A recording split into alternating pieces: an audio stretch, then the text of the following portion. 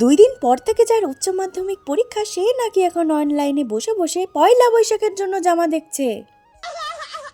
না মানে এই সব কর্মকাণ্ড করার পর আমি কোন মুখে মা সরস্বতীর কাছ থেকে ভালো রেজাল্টের জন্য বায়না করব বলো তো?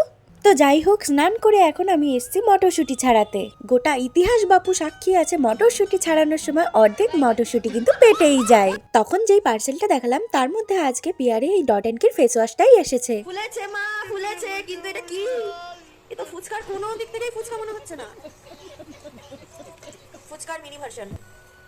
মানে ভয়েস শুনে তো এতক্ষণে বুঝেই গেছে যে গলায় আমার আপার ব্যাং ঢুকেছে। সারাটা বছর বাপু আমি যতই সুস্থ থাকি না কেন, পরীক্ষার ঠিক 2-3 দিন আগে জ্বর, কাশি, ঠান্ডা কোথা থেকে যে চলে আসে। না এখানেই শেষ না। পরীক্ষার 3-4 দিন আগে লিটারালি আমি এই মোটিভেশন নিয়ে পড়তে বসছি যে একবার ভাই পরীক্ষাটা শেষ হয়ে যাক, তারপর আমি একটু রিল্যাক্সে দিন কাটাবো। কত দিন মিলেছে আমি একটু শান্তিতে ঘুমাই না।